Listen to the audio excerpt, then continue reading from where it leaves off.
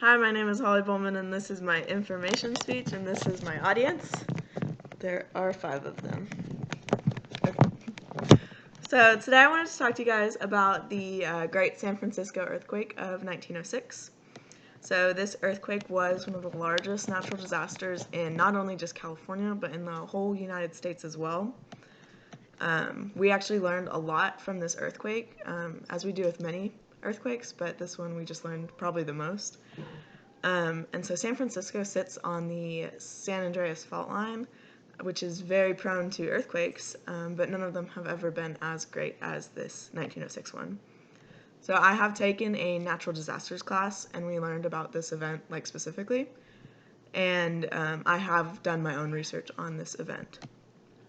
So first I'm going to discuss what happened on April 18th, and then I'm going to discuss about the Marina District and how that caused a lot of the devastation throughout the city.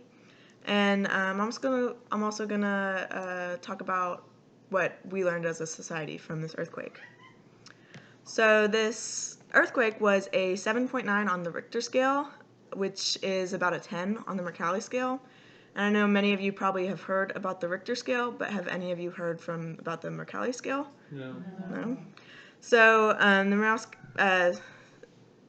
tracking back, the Richter scale was created by Charles Richter in 1935, and it was a way to quantify the magnitude of earthquakes, and he wanted to do that based on a number scale. But the Mercalli scale is a little different, so it is based on the human perception of the earthquake rather than like an actual number.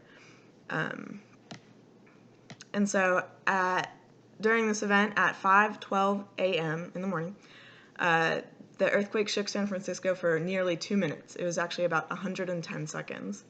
And so this caused many buildings to tilt and fall and collapse. And eventually fire spread throughout the city and left thousands of people homeless. So now that we know kind of a little bit more about what happened, I want to discuss the destruction that was caused by this earthquake. So the biggest district that was affected was the Marina District. And so M.G. Bonilla wrote an article about this district and just basically how it was made. So this district is made from artificial fill, and it was just created to develop more land. But this district was built on top of wetlands, and it was just filled in with landfill and other scraps, like basically anything they could find. So this created really soft land that was hard enough for the buildings to be built on, but not hard enough to stand an earthquake. So when the earthquake hit, the land absorbed all these seismic waves, and basically amplified the magnitude of the earthquake. And basically the water and the sediments that were that made up the district, they just flowed like water through the ground. And so this caused water and gas lines to bend and twist and eventually break. And so these broken gas lines caused this great massive fire to spread throughout the city. This fire lasted for 3 whole days, and it affected about 500 blocks of the city.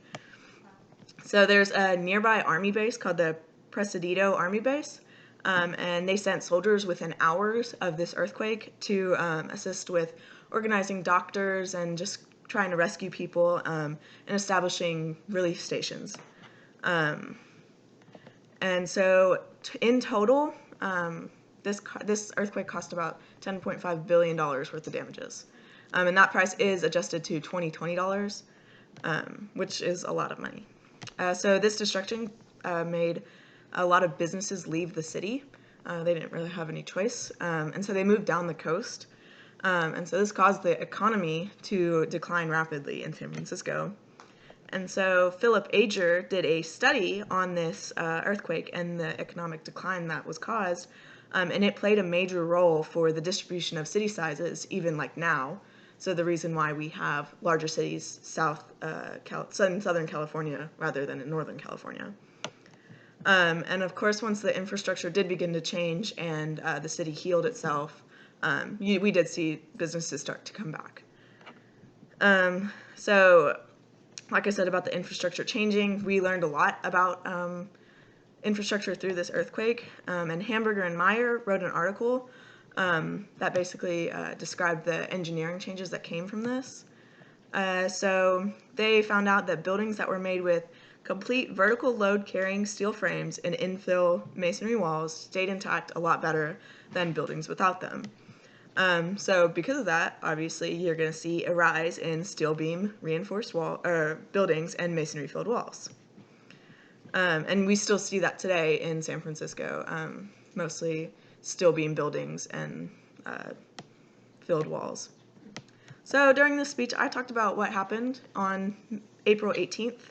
I also discussed the Marina District and the devastation that was caused. And then we also learned about what we as a society learned from this quake. So in conclusion, we can learn a lot from earthquakes, especially the ones like this one. Because of this earthquake, we can now learn, we can predict where these earthquakes may occur next. We can also predict how destructive they may be, and we can also learn how to prevent these damages. Thank you.